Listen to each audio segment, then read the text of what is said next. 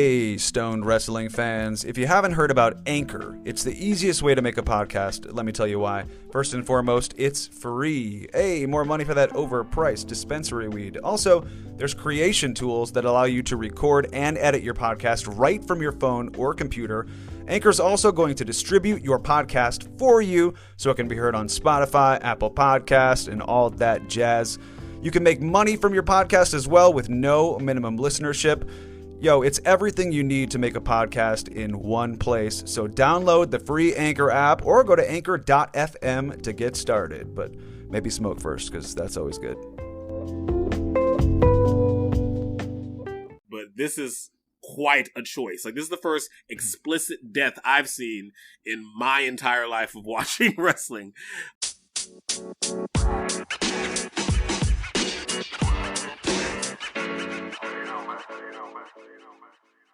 Welcome, one and all. It's that time again. Booyaka, booyaka. Boss time! No, I'm just kidding. It's not. It's time. It's 4:20 in our hearts. It could be. It's actually about 9:20 p.m., but it's the 4:20 wrestling hour. It's 4:20 somewhere. It's wherever you get your podcasts. That's where you're listening to us right now, and it's the post TLC edition of the 420 Wrestling Hour, high-minded pro wrestling conversation. It's me, Over Easy. It's JB Bad. It's Arium. Yo, what up? Let's get it, baby. Hanging out in the golden dashiki. Get this money. Let's go. He is. I wish that What did we just watch? I wish the audience could see you in your golden dashiki. Yeah, I mean, let's go straight into it. Then. There's a lot of gimmicks going on with me right now. There's a lot. What are you smoking over, Easy? Well, today I'm smoking a little. What am I smoking? Shit, I'm trying to stall to think about it. I just packed it. Oh, this is Rocket Fuel, guys. This is Rocket Fuel. It's really good. It's a hybrid. It's indica heavy hybrid. That perfect sweet spot of like being very relaxing in the indica sense, but being very focused and being very kind of creative in the sativa sense. It's really the ideal strain for me. So I'm putting this strain over big time. Rocket Fuel. Nice. Get it. What are you guys smoking? I'm having a little bit of that strawberry shortcake for the holiday season. Okay. And that's in the cartridge form, right? Oh, yeah. This one might have cost me a lot, but I'm going to enjoy it. My high ass. Should we not get into that, right? Nah, brother. Strawberry shortcake sounds delicious. Strawberry shortcake. That's another one I do not think I've tried. I've done strawberry cough, strawberry kush, strawberry diesel, but not that. So I mean, no, fuck it. We should get into that as a cautionary tale. Do it, yeah. Well, come on. You get in my car. Yeah. Well, I might have been exposed to the global bastard because of my weed, man. So all y'all take that shit seriously. Like that shit's no fun. We gonna get tested. Everything's gonna be all right. We gonna be cool. But anyone within the sound of my voice, please be safe. Please be very safe. It'll cost you a holiday season if it doesn't. Yeah, there will be more Christmases, you know. Yeah, there will be more Hanukkahs. There will be more Kwanzas. Whatever holiday you celebrate. This isn't the last one. Let's be safe. Chinooka. It's pronounced Chinooka. Yeah. Be like a luchador and mask up this holiday season, people. Mm-hmm. Don't be like the weed man in JB Bad's life. Wait, did you guys hear about that? No, we were all masked up, but hey, did you guys hear about that? Better safe than sorry. Did we hear about what, Arium? Did you guys hear about Smokey Robinson pronouncing Hanukkah as Chinooka? Smokey, no. You guys didn't respond, so I was just guessing that you did not hear about that. I did not hear about that, no. Yeah, I think he was doing a cameo for someone. He was like... Was he reading a cue card or what? Yeah, he was like, they want me to say Happy Chinooka to you. So, I don't know what that is, but there you go. You got to be fucking kidding me. Bro, look it up. He too old for this, man. What you got Smokey out there for? I'm not fucking kidding. SNL just talked about it, too. Damn. Anyways, I'm smoking Girl Scout cookies. Classic. Another cartridge. You know. When is Girl Scout cookie season? I'm due for some Thin Mints. Probably when it gets warm again. Is that usually a warm month thing? Yeah, because they got to be standing outside at the store and stuff. Can't be doing that in frozen tundras. That should be a year-round thing. You'd think they'd make bank. There should be like a website or something we can like, hey, stoners and Girl Scout cookies could go together. Like, that's a whole thing. They figured that out. They started to sell Girl Scout cookies in front of dispensaries, I know. Oh, Yeah, okay, that's absolutely. funny. Very entrepreneurial thing. But anyway, That's so bogus. we're clearly high because we're off rambling here because we just watched TLC, all 3 hours of it, and we smoked the whole time. At least I did. So I did. This herbal yeah. refreshment was keeping us high on wrestling tonight. But are we still feeling the effects? How are we feeling about TLC tonight? Is Bray Wyatt dead? I mean, it's trying to get me through the murder I just watched. We just watched a man get burned to death, dog. Like, what the hell are you doing? Can I be honest? What? Yeah. I was so into it until They set the man on fire? They showed one frame and it was a skeleton body. Like his face had melted away, and I was like, all right, you fucking lost me now. Like, nah, bro. I held on for a very long time. Let's just like talk about. So the match was a Firefly Inferno match, and to my knowledge, the goal of the objective of an Inferno match is to light your opponent on fire, which he did, but the announcers did not say anything like the match is over. His music did not play. So then was he just like, well, what else do I have to do? I guess I'll pour gasoline on him and murder him now? Which, in that case, he like kicked his body over and was like, oh, he's still alive. I think he's still breathing. I guess I have to, they're not playing my music. I guess you have to actually murder them to win the match. Is that true? So maybe they were treating it kind of how you two were talking about before we got on the air about it being unsanctioned. Because everything about it never felt made clear. unsanctioned. I don't think it was not clear. It was not. I think clear. it was definitely sanctioned. Then why no ref? Why no bell? Why no? There's no bell. No, when Randy set him on fire, no, it just. Oh, I mean at the beginning of the match. I don't even remember if it was at the beginning of the match. JB, you're muted. Yeah, I can't. Yeah, sorry. That's the quote of 2020. You're muted. Nah, like. I didn't hear. I don't remember one at the beginning, but I know I didn't hear one at the end. Yeah, just bizarre. And where do we go from here? So the Fiend is. So wait, I mean, let's just tie this back into SmackDown, or because this is a SmackDown show, right? The Fiend and Randy Orton. This is a that's Raw Raw show. It's Raw. Jesus Christ, I don't know. This is a Raw show. So in Raw, they played this thing of hide and seek, right? And then. It ends in Randy Orton somehow getting Bray Wyatt into a coffin box and then lighting him on fire. Right. Which the announcers just totally no-sold. Yeah. They were just like, oh, wow. He's rough. This could be bad. I mean, I think he's being burned alive in there. Like, I couldn't even believe it was happening. So now but we're to believe that Bray Wyatt was burned alive, but turned into the Fiend. Okay, I'm cool with that. Yeah, but now tell that story. So now the Fiend is now dead. So who's left? Man, I don't know. I am perplexed. I mean, which is not a bad place to be. Yeah, I mean it's intrigue, but is it the good kind of intrigue? I don't know. Is it are we intrigued to see the place the story goes?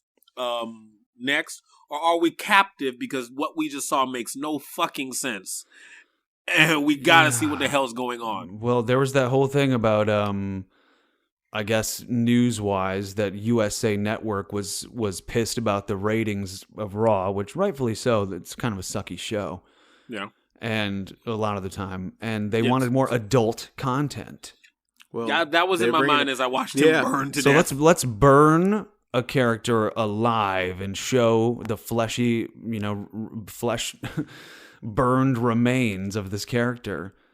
Which, as I make fun of it, it's not like something we haven't seen before in WWE. I'm racking my memory for that one. Yeah, when did you see that? Well, we saw people get put in caskets, and we've seen the Undertaker caskets get on fire. We've seen the Undertaker come back to life a lot of times, but not killed like this before. Well, I mean, but implied, right? Yeah. So, like, if someone's in a casket and it gets set on fire, it's implied that they were also killed by fire. Yeah. And we got people, being buried alive and implied that they're dying that way. So it's not the first time that we've seen like an implied death. I guess it's the first time that we saw like a death. That's the first of it. Like implied is one thing because you can unimply. Like I think for me that's a cool thing because it's like they're trying to keep up one with Raw with USA, but they're also trying to keep up with AEW. And AEW is a company that is not afraid to be violent, I think. And so I think that's what they were trying to do. They're trying to find who they are in this time where they're still trying to market to kids, but they want to be interesting enough to captivate adults. And it's a very interesting line they're trying to teeter-totter. I get it. There's still an interesting step they took there, and it may be a step that they might wish they had not taken. Sure. In the attempt to chase AEW, and that's the thing that makes AEW's work, they're not chasing anybody. They're just telling their stories at the rate they feel like telling them. That's not true. I feel like they're not chasing anyone. I don't think they don't do reactionary booking to anyone's programs or anybody yelling at them about ratings and shit like this. Like, I don't think they do that. But this is quite a choice. Like, this is the first explicit death I've seen in my entire life of watching wrestling. Like, there's a lot of like off-camera wham bam, and the closest I came to it was when we buried Paul Bearer alive. But like, this was something that'd get a movie rated R. So I guess that's where we're going with this now. But it'll be cool if we go this way. Like, don't make this a thing that we don't do. Don't make this a shocking thing that never gets referenced again. Like, if you're going to pull this trigger and make me watch a man burn to death on TV, it better mean something. How do you explain that to, maybe a 10-year-old who's watching that? I think that's easier than you think. Like, kids watch scary shit and crazy shit all That's the time. what I'm wondering. Like, how much, what are 10-year-olds normally watching? I have no gauge on that. I think the kayfabe of when we were 10 is completely gone. Like, I think when I was 10, I would have been like, that motherfucker's dead. For real. Like, that's how I felt about wrestling at that point. I wasn't one of the people that was like, oh, I know that it's like a business, it's sports entertainment. Like, I understand that. Whereas I think 10-year-olds right now they're being told that when they're watching that with their parents. I mean, as they probably should be if you're going to show stuff like this. Yeah. Like, that's, if you're going to go this route, you better tell them it's not real. Like, right. That's like, at this point, like, the reaction isn't that of the kids. The kids going to do what the kids going to do. It's the reaction of the parents with kids. Like, that's who actually make the decision about what did I just see and what will my kid be responding to from now on. They have embraced sports entertainment in a way that they did not embrace when we were kids. It was wrestling at that time. Yeah. Now it's fully world wrestling entertainment. Right. I think you're right about, you have to be a real certain type of fan to not be in on the entertainment aspect of it. So that a 10-year-old kid could pop like we did tonight, which honestly all three of us did in whatever way. Absolutely. When the dude went up in flame, we were like, "Oh, holy shit!" And I would imagine as long as it means something. Yeah, but did it? That's what we're gonna have to trust them with. I guess we're forced to trust them with. I don't trust them. But they have done something extremely shocking. Don't make it cheap. Go somewhere with it. Where do you think they should go? I mean, perfect world. I would, in a perfect world, if I fantasy booked this, Fiend's actually good and dead for a good minute, and he haunts Randy Orton for the rest of the year. There you go. Let's ghost this motherfucker. He's gonna haunt him and like Ghost Fiend. I think that's brilliant, JB Bad. Yeah, that's just given 1 minute to think about it. I was gonna try to come up with something better after you fantasy booked it, but Ghost Fiend, I'm all about it. If he pops up like nobody did anything on Monday, I'll be like, well. And he's got Alexa to work as kind of his proxy, and Alexa needs to like reveal her weird mask alter ego, like the Fiend version of Alexa Bliss. And let's ride with that for a while, and the Fiend can just be a ghost. Go be with your kids or something. I don't know. We'll see. We got brazen going on. But as of now, he is barbecued. Jerky style. I mean, what the fuck? I can't. We watch the guy hire him. I really wish I would have screenshot your reaction on the video chat. I just JB couldn't Bad. believe it. My God. Like, it's some of the things I thought I'd never see, and I guess that's why they gave it to me, but I'm not sure I wanted to see We're it. wondering the whole time, like, okay, this is. I said when that started, if this is the main event, they have something big and gimmicky planned. This is an Inferno match. What else did I think it was going to be? Boy, howdy. I mean, man, that's the benefit of doing something without a crowd and when it's not live.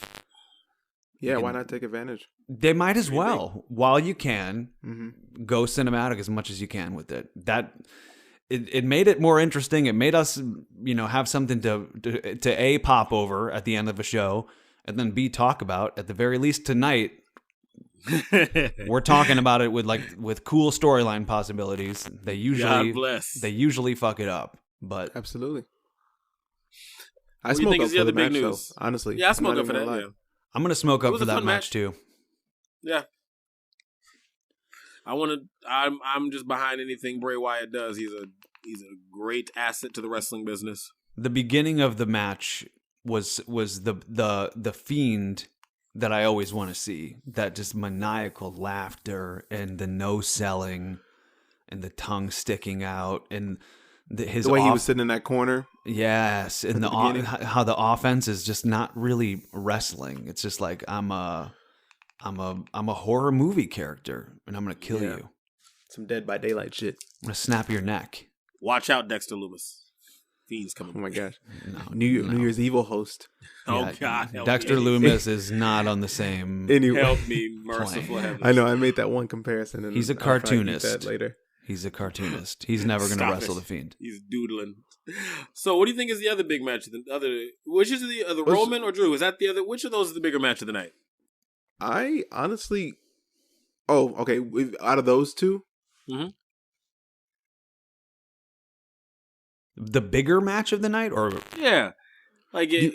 so the better match, or like who was put over more? the better Like, storyline, the bigger storyline to me is Roman Reigns. The Yeah. head of the table storyline should have been the main event, but it did not have. You can't light somebody on fire and then go do just like a TLC match afterwards. Very true. So That is a fair point. they Oh made the my right God. call. Like, we got to put that at the end. But that's not that storyline, the Fiend Randy Orton thing, leading up to. I mean, it started off with intrigue that I was into, but like we were talking about, as this card as a whole, TLC, good looking matches, but the build to those matches and how invested we were in them, not so much there. At least me and JB Bad. I don't know. Yeah, you may have I was disagreed a little definitely bit. contrary to that. The Canary was contrary. I thought the whole card was good, and I hate it. Contrary and Canary. I would say I was probably proven correct. The card fucking was pretty fucking good. Overall, yeah. Yeah. 'Cause Honestly, look- one of the best matches of the night for me, probably my favorite match of the night, was Carmella I was gonna say Sasha. that was my match. Yeah, of the well, night. hey, brother, like Modi, Canary, Modi. like just call it. You are a horny, nasty motherfucker. Let's just call it. I won't accept that because I I don't accept that. I will not because I don't want to diminish their work. And like All right. I think that while I did love watching those two women wrestle, they had some freaking combinations and some transitions and some sequences that I had never seen from Carmella.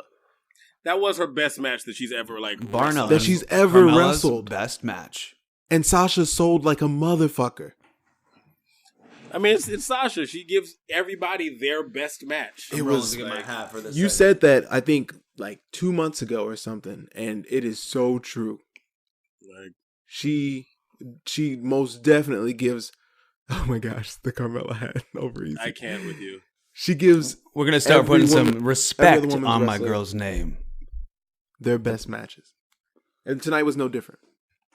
Yeah, when Sasha took that bump, her neck onto the hardest part of the ring, I was just like, "This is about to head into overdrive."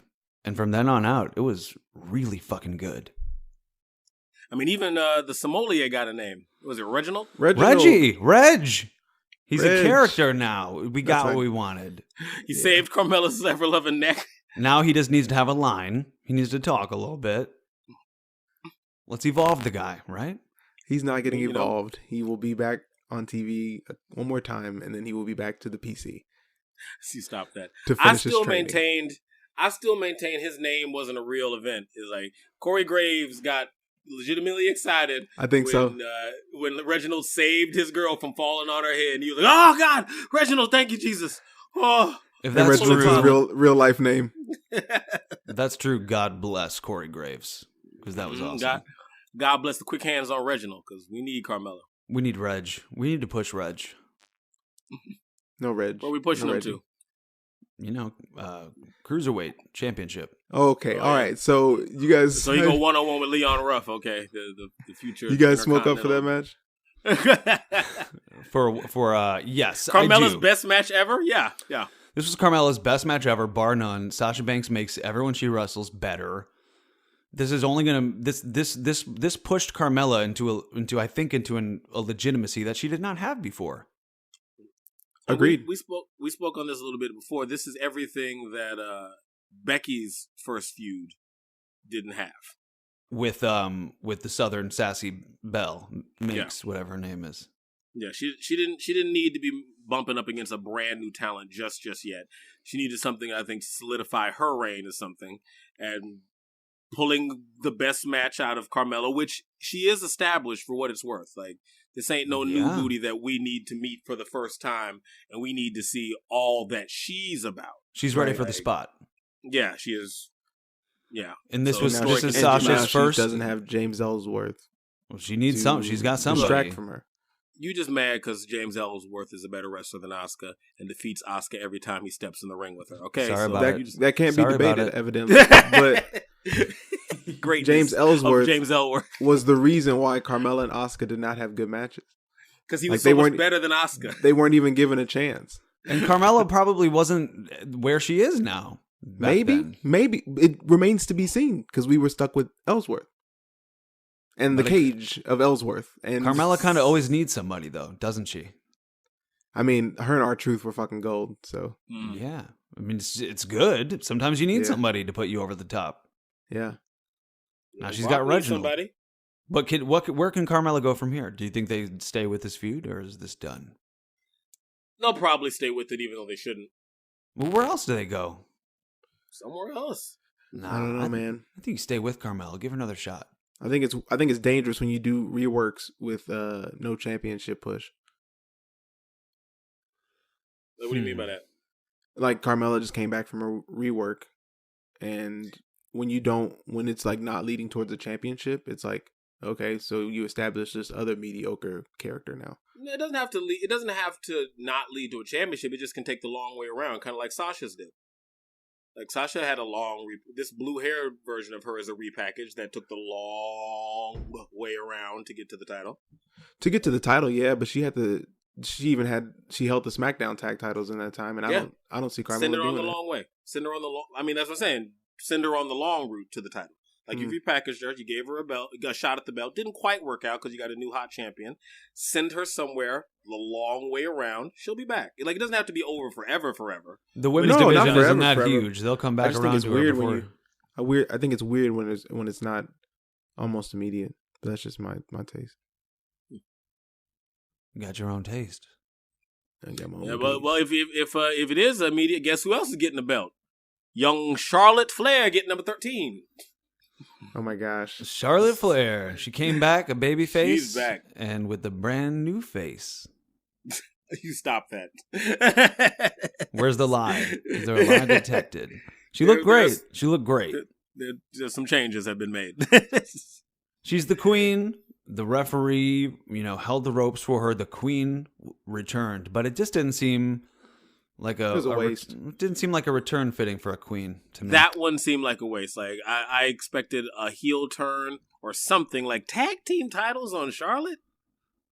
For what? Yeah. With Asuka? Like I said, I do like the possibility of the storyline with you have a history with Asuka and Charlotte. Now they're the tag champions, but Charlotte is clearly gonna want the other belt that Asuka has. So there's this friendly, will they turn on each other kind of thing. They have to coexist as tag team champions while Charlotte is trying to also win the women's championship from Asuka. There's some cool possibilities there. But if Flair wins, I will be pissed. Oh, get ready. She's get ready. But she's going to win that thing 16 times, just like her dad. It's the same thing then. Like, she always just beats Asuka. I think that's the story there. No, I don't think Asuka's not homegrown, baby. Like, I don't. She's never going to be Charlotte. That's why I was so weirded out that they're working on this together. Like, what does Charlotte want the tag belts for? Yeah, I wish they would have built this somehow or teased Charlotte somehow. I mean, if they knew this was going to be where they went with this weeks ago, there was some way to tie this into a storyline. If they lost it, if they lost it tomorrow, I wouldn't be surprised. No, that's what I said after I predicted it, which I did predict that right. Did I get one wrong? Did I get any wrong? Was I perfect? Oh, you bloody! Just Aaron beat his ass. You picked Fiend, so fuck. No, damn. We all picked the Fiend, but you still won. Yeah, we still we have to contabulate this and then get a belt made, and this needs to be the bragging rights of this show. Absolutely. This will be like our fantasy league, just based on picks. I always want to give you a pass on missing the Fiend because none of us knew what kind of match it was. Yeah. Even as the match ended, none of us really knew what kind of match it was. Right. And technically, did he win? I don't know. Is he disqualified? No bell run. No contest? The match is still going. Randy did the arm things as the credits rolled, so we assume he was victorious. He was standing You tall. can't do the arm thing unless you won.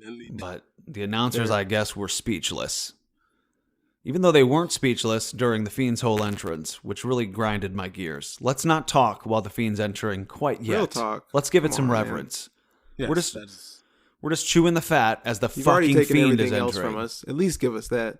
It should be. This guy should make you speechless if you're in the arena. Like, oh fuck! It's like the Undertaker. Can we just have some awe, please? But it's not. And it's just like, well, the Fiend's coming down. He's a wrestler. Nod your head.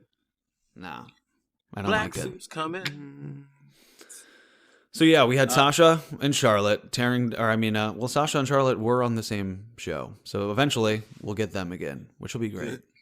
So Charlotte, Drew and Asuka, Nia AJ. Jax, Shayna, do y'all smoke up for that one? Oh yeah. Do I? Why not? Why not? I mean, they all worked hard. The match wasn't bad, but I don't. I mean, I'll take a little puff. Stick a baby hit. I'll smoke up for it. I'm with y'all. That's the sound of a baby hit. One long ass baby hit. You know what? I'm not going to waste my weed on it. You bogus. I think it's a waste of Charlotte. It was a waste of Charlotte Flair return, which should be a big fucking deal. So you know what? I'm not going to waste a hit on it. I'm not that high on it. Dang. Sorry, he's withholding for you, Lana. It should have been you. Oh, see. Let's just tie it right in because we don't, this TLC was a culmination of the week in go home shows that we watched. Lana was supposed to be the partner of Asuka in this match. Raw, this is a Raw storyline, right? Yeah, it's a Raw storyline. That show mostly sucked. I did not enjoy watching it. But, wait, are you moving to Raw already? Well, we're just, we're weaving in and out. This was the culmination. These were the go home shows of TLC, the show we just watched. It's the same story. So they finally had me feeling something for Lana. Finally, and I was like, wow, I got to give them kudos. I think this booking worked, and I'm finally feeling sympathy and for Lana in this moment. But they took it a step too far for some reason. Maybe there's a legitimate reason that she couldn't be on this card.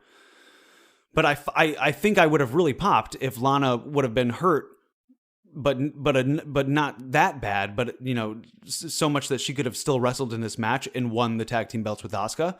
I would have really popped for that at this point. They spent all of this time building Lana finally into a good guy, and then she doesn't get the payoff, and Charlotte takes her place. It just didn't make any sense whatsoever to me.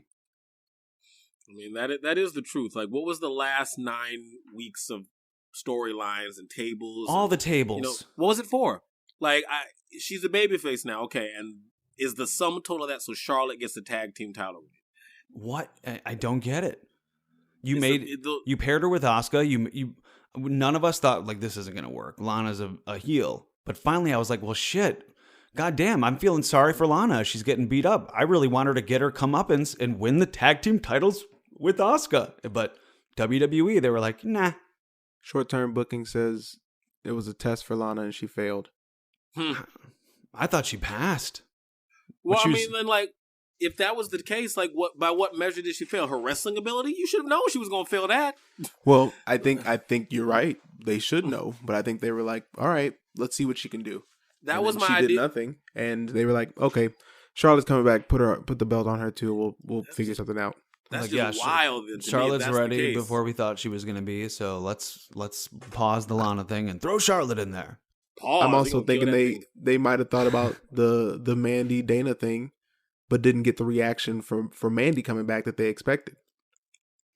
Because they were really trying to put over Mandy Rose coming back. I think that was this past week. Mm-hmm. Yeah, and well, then they shouldn't have. I didn't even know she was gone. Honestly, people aren't going to be excited about Mandy Rose coming back because when they moved her to Raw or whatever show she's on now and put her with Dana Brooke, that's automatically like, well, we don't care about that anymore. Sorry, Dana, but you're not this. What's the story Dana. there?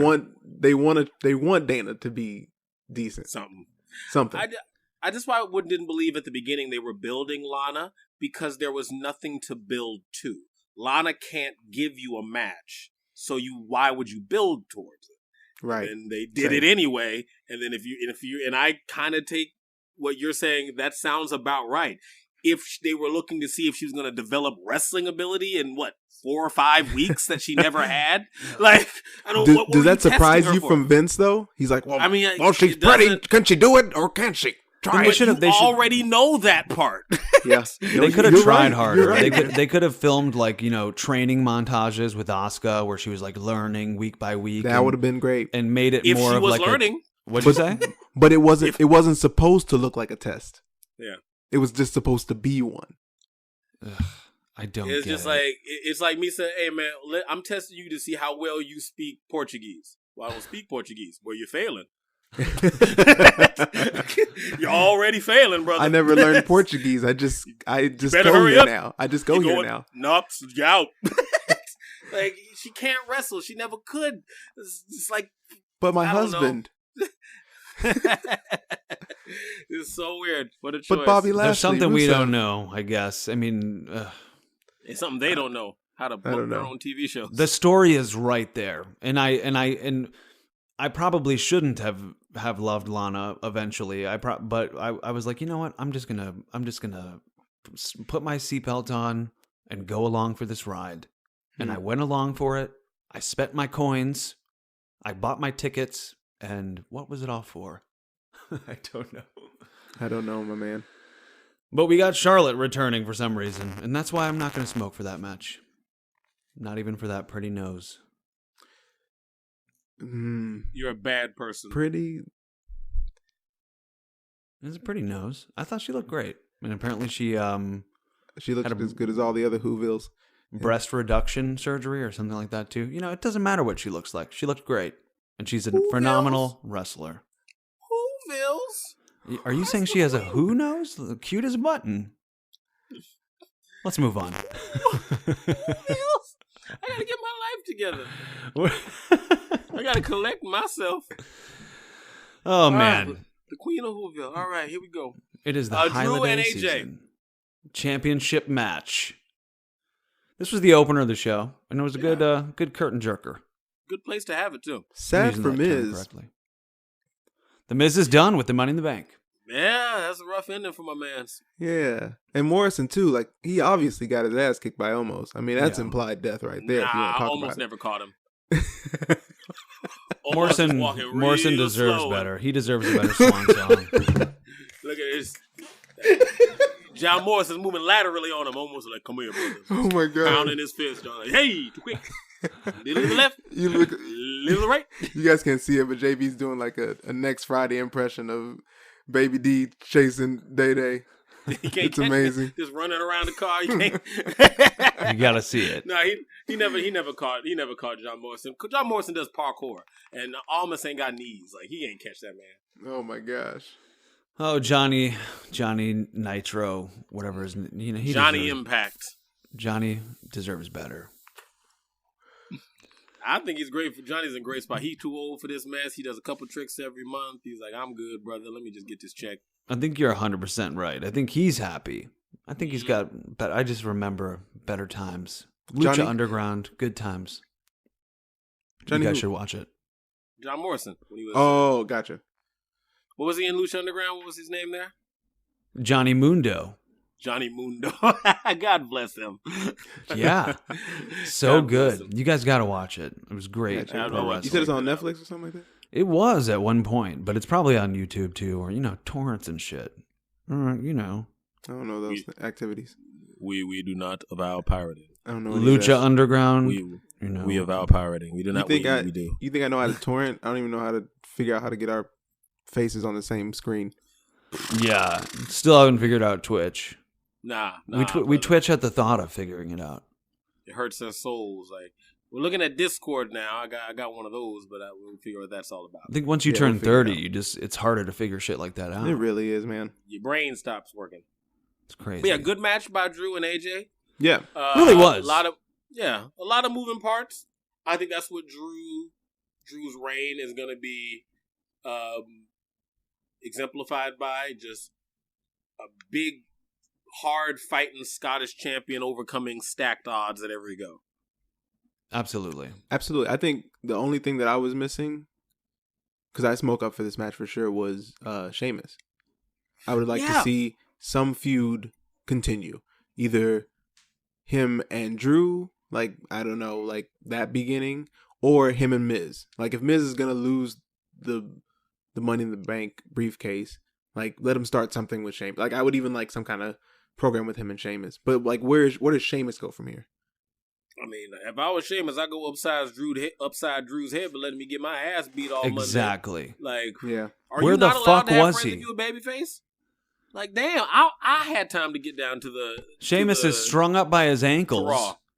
getting his life taken from him. His And Drew's life. Drew's My prepared. life. They're His taking li- my life. His pale white life removed from his body, exorcised, and Drew is nowhere. What is that? That is great. What kind of Yeah, I friend? get that. What kind of friend? I mean, that has to be the direction they're going next.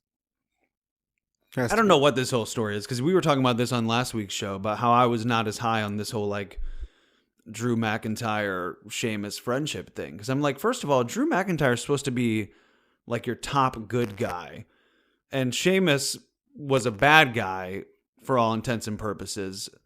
But then Drew is like, well, even though you're a bad guy, I'm cool with you because we got a history. Even though you like attempted vehicular manslaughter on Jeff Hardy, whatever, I still like you because we came up on the indies together or whatever. Like, all right, I'll believe it. But then like he won't come save his boy when he's getting like murdered by these other guys. It's just that's out there. So maybe that's exactly where they're going, and maybe we're just marks. There's always that possibility, and we always talk about that possibility on the show. Yeah. We're working ourselves into the work.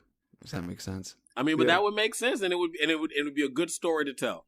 Absolutely. Like, It would have been nice for him to show up, but but maybe he didn't have I wish they maybe would he's have had. still hung up. What'd you say? Maybe no one ever got him out of the ropes. He's still there. Could He's be. lost. God damn it.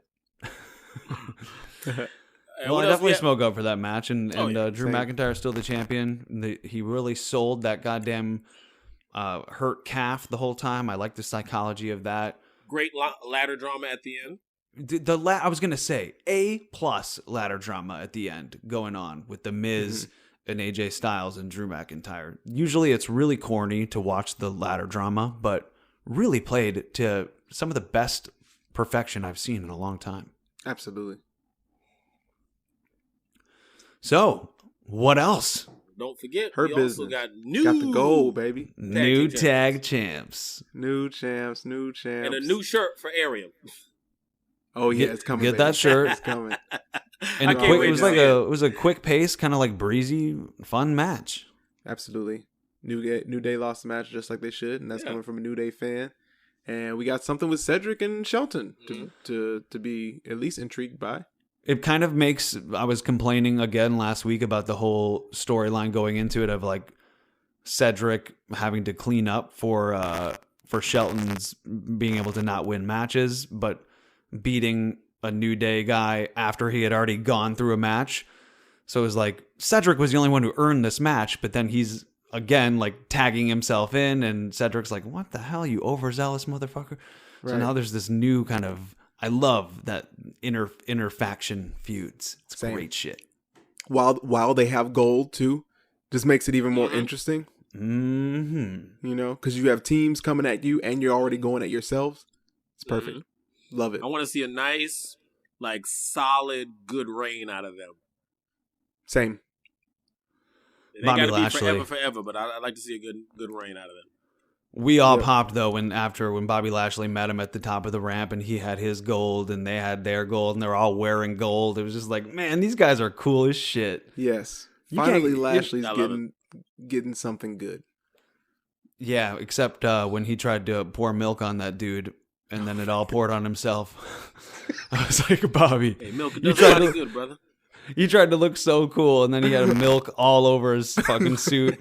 He was looking off the camera at the producer like, this did not play like I thought it would. And then all of a sudden, Shelton is talking, and Bobby's right off frame. And then when it comes back on, his suit is clean. You know he had someone out there with a towel. Like, get this fucking milk off me. I'm supposed to look cool. I loved that moment. You got to go back and look. He looks off camera at someone and he's like, I got fucking milk all over my suit. This did not play out like I thought it would. Oh my gosh. Oh god. Like a Mitch Hedberg joke. Truly. Yeah, right. They probably already got that off of everything. Oh no, you can find it. Tell them off. I'll talk about actually they edited something in that Keith Lee match, bro. And I'll tell you why I know the handicap match? Yeah, we're gonna go back to KO or Roman or whatever's next, but in that handicap match, Keith Lee and Morrison had some big botch. I don't know if you guys remember that when you were watching. I don't think where I do. Like Miz was just Morrison was just kind of like sitting in the middle of the ring, like standing in the middle of the ring, like hunched over, and it was right before Keith Lee was gonna like push him over the ropes. They like did a double take on starting that. And I watched it. I rewatched it later in the week to like finish my notes on Hulu. That scene was deleted. Okay, like that little was changed. He was like a little early on his. He was gonna pounce him, but John wasn't quite set to take it yet. Yes, so he was like, and then it was gone on Hulu. I didn't think it was the worst thing in the world.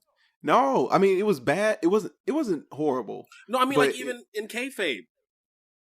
You know, like that might be an adjustment you make. You're like, wait, bang, you know? Yeah, right. It seems kind of realistic. It didn't ruin it. I saw it. I remember that. I think the worst part about it was that Morrison was like, yeah, come on. Okay. You know, it looked like he was like, they were communicating or he was in on it. Okay, bad. More so than it looked bad for Keith to be doing it. It looked bad for Morrison to be doing that. Okay, fair enough. Yeah. Sorry, Keith, can't wrestle. Back to the PC, bitch. Yeah, he's done. He's done and buried. So that's enough of that. All right, like I've entertained this whole Keith Lee thing for a while. Like, look.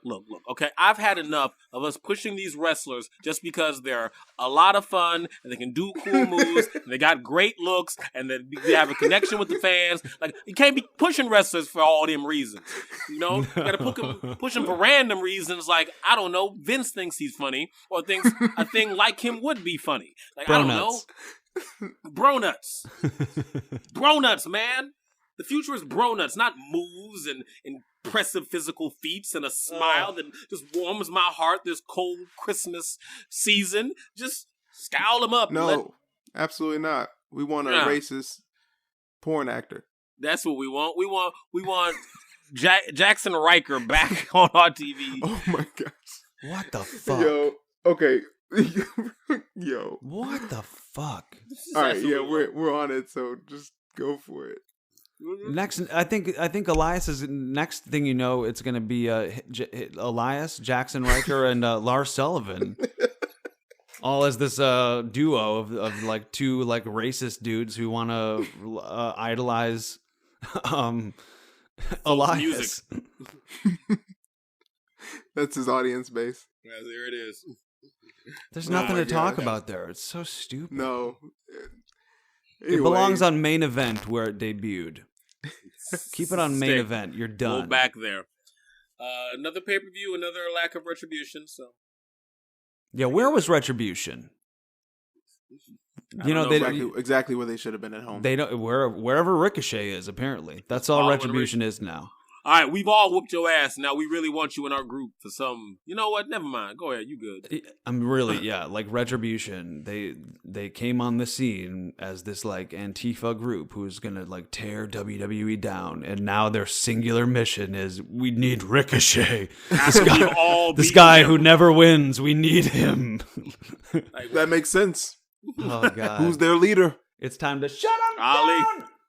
Yeah, makes sense. Ali, do you just tell me? Just it's me. It's just me, Slapjack here. Do you love him?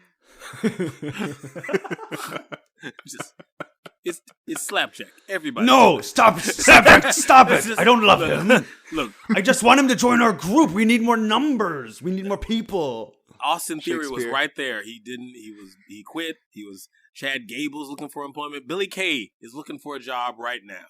What is about Ricochet? Oh my God. It's me, Slapjack, everybody's friend. Ricochet, it's me, Mace. Let's be real. Let's be real. Skateboard. I like to think of Slapjack as like the mediator, like you didn't have an Australian accent. Neither does he. Does he? Does he speak? Yeah, he's had a couple of gruff promos, but you hear his accent. I thought he just did the head twitches and slapped He's himself. talked a few times. All right, well, good on him. Anyway, let's finish up TLC. All right. What do you guys feel about that Roman KO match? Oh my God, is Kevin Owens okay? Yeah, really.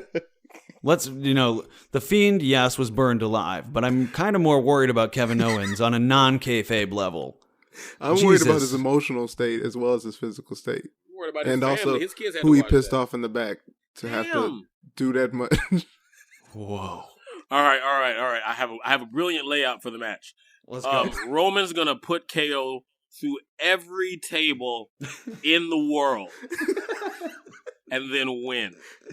Wait, so will Roman also go through lots of tables during that match? He can have a seat at the table. He can wash the table. The head of the table. He can do the little thing where he tries to impress the girls in youth group by carrying 2 tables. but as for going through the tables, that is KO's prerogative, and maybe onto like the edge of a ladder while we're at it. He can tap dance on a table. Yeah, man. Like he can turn the tables, but he cannot. He can set the table. Holy shit. Nah, that shit was rough for KO. Wow. They killed him. Really? They really killed him. You didn't have to do my mans like that. Like, to speak to your thing about sympathy booking, like with Lana, and I don't like the sympathy booking that WWE does. I fully believe heels to be dangerous. I want my heroes to look heroic, not pathetic all the time. But that said, I really did feel bad for KO in the way they really want you to, as he got his ass beat all Friday night. Friday night. And then all Sunday night. It's like there is no he doesn't this has to be the end of it. Right? So then who can KO now step to in the locker room when he just got his ass whooped that fucking hard by someone? Like you can't step to anybody. Yes, you can. I mean, it was 2-on-1. You had Jey Uso like a little fly the whole time. I mean, okay. I don't think this hurts Kevin Owens at all. I mean, because we're building Roman Reigns as one of the most monster heels of all time. Like this guy told his family and the camera, like, I will take the fucking food off your table. Like, you have to believe he'll murder this man. Absolutely. Like, I think it was right. And I love that. I think it was the right move, but it did make me wonder, like, does Kevin Owens have any friends?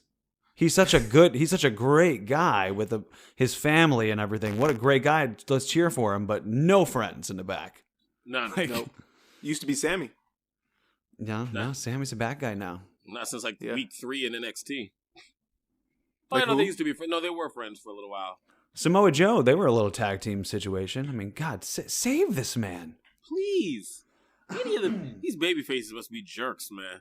Either that or they're the nicest guys and they're too busy like doing grander wishes to help their friends when they get their ass beat.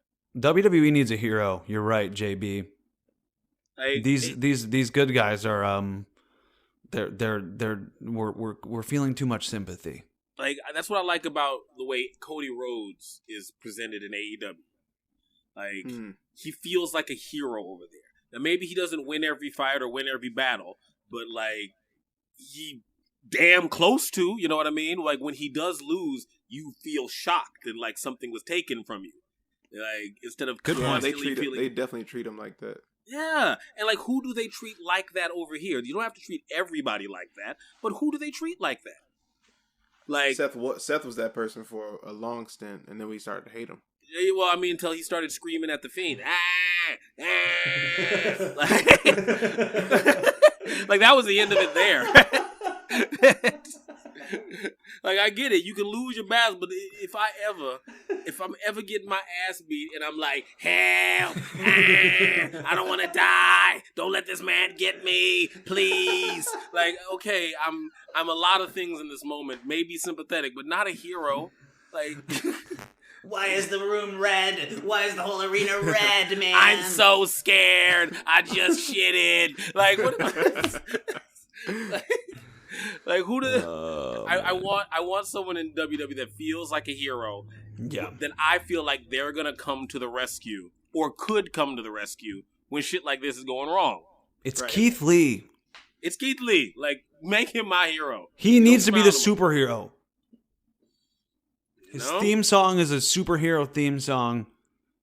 Like, he's do you remember? Too busy impersonating the Big Show from the late 90s, early 2000s. Don't say it. Let's knock on wood. Don't do that. He may be main eventing WrestleMania for all we know. Oh. But do you remember how you felt when the glass used to hit? A hero. A hero emerges. Like, oh shit, all this bullshit gotta stop now. Y'all fucked. Stone Cold's coming. Like, who makes you feel like that? Even the hero before Stone Cold, Shawn Michaels, the fucking sexy boy toy. He was a hero to us, at least to me. You know, I liked him. He was on his heel shit though too. I mean, before his heel shit, like, I mean, well, after his the first heel shit, and, you know, his baby face, like 96, 95, like, yeah. And like, even if it doesn't 100% work, like, who are they trying to present like that? Like, no one. It was Roman. They're Drew now.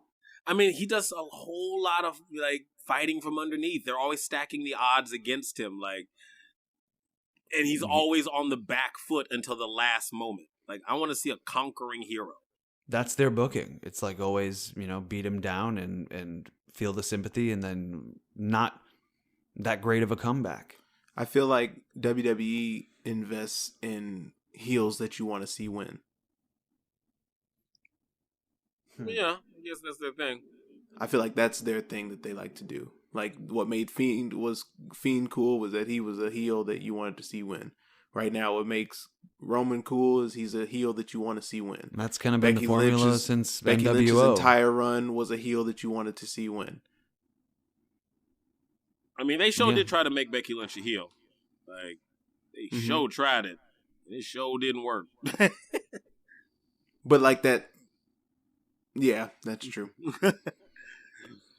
You know, there's a larger way that some of the wrestling world goes, where they try to make it so it's not this traditional, especially in the world of sports entertainment and not pro wrestling, of like, there's not really good guys and bad guys, heels and faces anymore. There's antagonists and protagonists, and however the fans want to react, that's on them. If I'm so cool that I'm a good guy to the fans, but I'm an antagonist in the storyline. That is what it is, and I can kind of see that.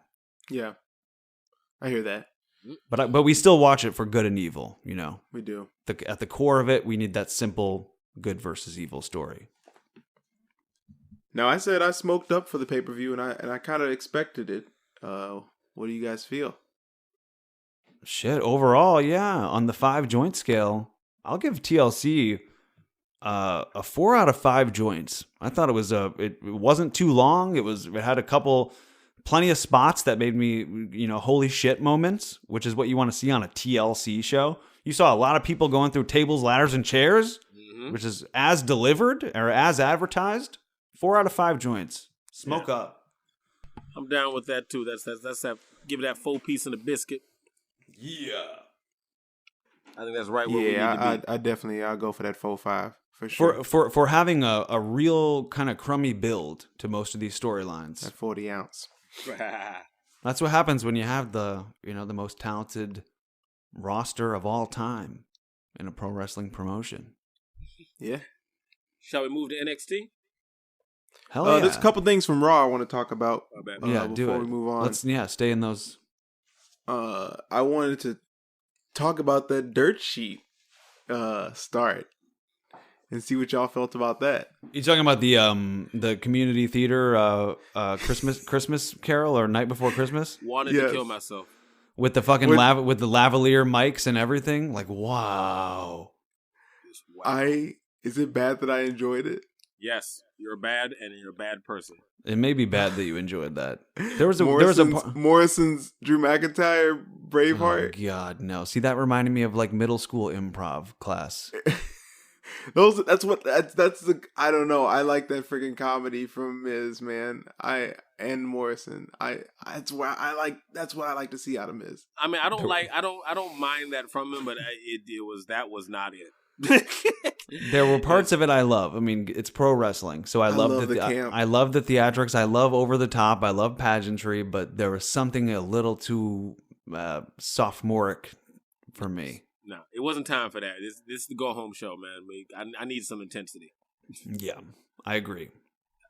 Save that for the middle of the show. I love it. I hear you though. We have to believe in a world where AJ Styles took the time to bring Omos to a rehearsal with the Miz and Morrison, and whoever was running lights had to be there too, because they put AJ Styles changed the thing, and it was like, don't forget, and I made a rhyme about Omos, and then they showed him in the light, but then they took the light away. The Miz was like, no, he's not in there. Sorry, Omos. And Omos was like, wait, and then the light goes out. I liked it. I'm like, I kind of there's parts of it I kind of laughed at, but still.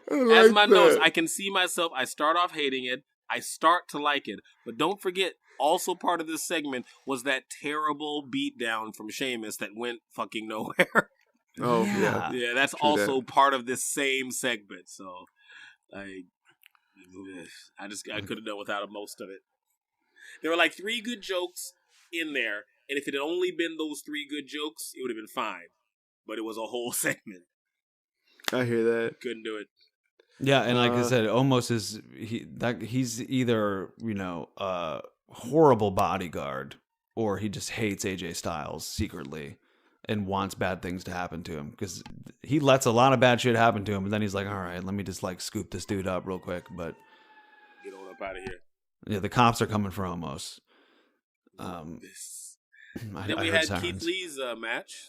His What'd you first say? pinfall loss on TV. Who's that? Keith Lee's first pinfall loss. Yeah, it took 2 dudes to do it. Yep. And he didn't smile once because he was super serious because he went to the PC. He learned. He is trying to do an Andre the Giant Big Show impression for Vince, for Daddy Vince. There it is. He's just lifting 2 people at once and moving really slowly and pushing things and lifting things. And did you guys see the Chronicle or whatever on Keith Lee? Yeah, remember I was talking about it last week about after you mentioned it is when I went to watch it. Yeah, I watched it yet. It's basically a great story about how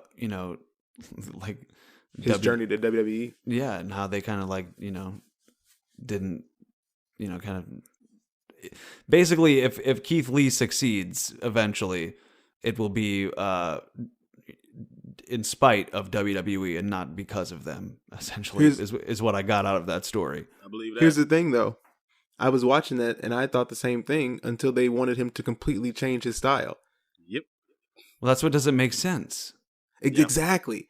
It's like the whole 24 for I don't Keith think Lee Vince is about McMahon him, has... him I don't going think he out into ever... the world and Go ahead, and learning, and him going out into the world and him learning and him figuring it out, and then him finally getting a WWE shot. After like the third or fourth time, I think. Mm-hmm. And now they're telling him whatever he went out into the world and like perfected and learned. Nah, scratch that. We want you to do less. Yeah, it's almost like that's where we want you. There's a disconnect there. Absolutely. Vince McMahon has no idea what the fuck that Chronicle is. He's never seen it. He never seen it. He had no idea what was going to be in it. He didn't care. Almost two different companies. Mm-hmm. Could have been an outside production company for all we know. That's how it feels. Because if you watch I always say Liv Tyler, the Liv Morgan, she had one too. That's all about how like it's a great, compelling little documentary about how a wrestling company kept fucking up a character creatively and never following through on her storylines. Like it just made WWE look so shitty and made me really sympathetic for Liv Morgan. Like, right? Sure, you guys wanted to produce this? Yeah, did you guys? Did who approved this? Like, this is making your company look real shitty at how you build characters. Truly. Oh yeah, one thing. Yeah, we touched on this, but yeah, I sent this to you in the text. I do not know why you think that Leon Ruff is better than peaking at a takeover, because Ricochet isn't. Like my man out there bouncing around for Dabo, former announcer. Oh, like, Dabo. Get out of here. Like, wait, what was his name? Dio. Dio or is that his Dio? Dio Madden. I was like, Dabo, what are you talking about? Dio Madden. Yeah, okay. Yeah, Like, I thought you were talking about Dabakato. Dabakato, that's what I was mixing up. Dio from the announcer. Yes. Announcer, former, like, Mace. New Japan, Let's put some respect on Mace's name, please. New Japan legend, King Ricochet, Prince Puma is just taking, shining up Dio Madden. Like, come on, because this is where he works. He works in the land of the giants. You can't even give, like, the storyline is not that hard here. If you want to go this way with Ricochet and fucking Retribution, Ricochet needs to be beating the jobbers in Retribution leading up to a match with Mustafa Ali. Loser, if you lose, you join. If you win, you're out, or whatever. If people don't like that, fine, but at least it's right there and it makes sense. They're doing it in reverse. But they're doing it in reverse. Where he loses to everyone. He's losing to everybody. Then I guess beats Ali and joins Retribution. Ali still really wants him. Shut it down. Shut it down. Is anything else on Raw we missed? Not for me. Not for me. I got some stuff on SmackDown I could talk about for sure. I remember that they made a point of on Raw of replaying the boobs on her back line, which I appreciated. Oh my gosh. I did not appreciate it. They did not wipe that from their archives or anything. No, they doubled down on boobs on her back. So that'll be on a t-shirt soon. I hope so. Anyway, yeah, that's Raw. Yeah, that's Raw. SmackDown was lit. We had a Tamina reappearance. Oh, dude, that was so fucking awesome. She always brings the excitement. I hate it. And no, I was excited to see Riot Squad pick up another dub. Even if it's over Billy Kay and Tamina, like it's still nice to see Ruby and Liv getting to do something. Montez Ford doing heel shit. Yeah, that was weird. What's that? Where's that going? If I knew it was going somewhere, I would be more excited. But yeah. I think the story behind that is that they are now becoming experienced. They can do wily shit too. But that means it's not going anywhere. Like, I wish it was like, he's cheating, now they're cheaters, he's going to start cheating. But I Now hope that is it. I hope that's it. I want to believe that too, but I really believe fully that it's like, we're not as young and stupid as you thought we were. We can pull the tights too. Okay. Man. Dang. Yeah, Dang. he's got to pull one over on the. You can't bullshit a bullshitter. Yeah, but you guys this time, are vets. We're rookies. Oh yeah, we tricked you. Gotcha, dirty dogs. We're a little dirty too. And you know what? I don't like Ziggler and Rude, but I really wish they would just go all in with the tag team. I think Overeasy was talking about that. Maybe you too, JB, about just how they keep doing these ragtag tag teams with, two different entrances or two different they start to do the matching gear, but never give them a theme song or never give them a name. I can't do the separate entrances anymore at the ramp, like Cesaro, then Shinsuke, Dolph Ziggler, then Glorious. No, scrap it.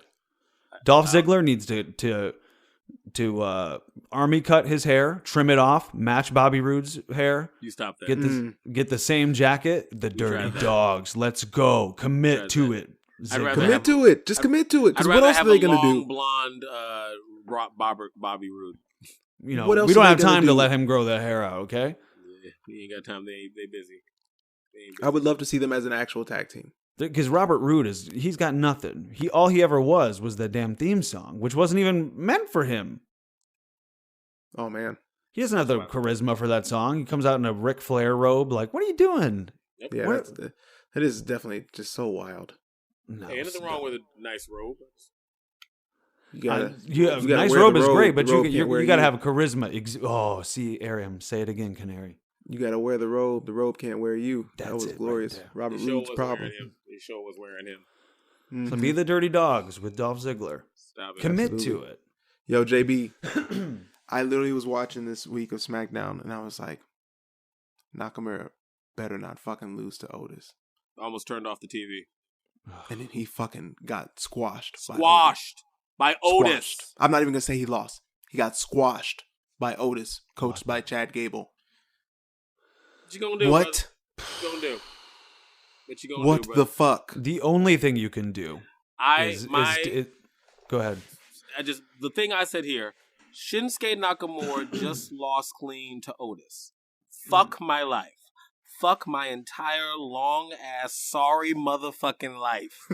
Shinsuke Nakamura losing clean to ham and eggs, steak and cheese, biscuits and gravy. And then Chad Gable said, "You should have done the worm.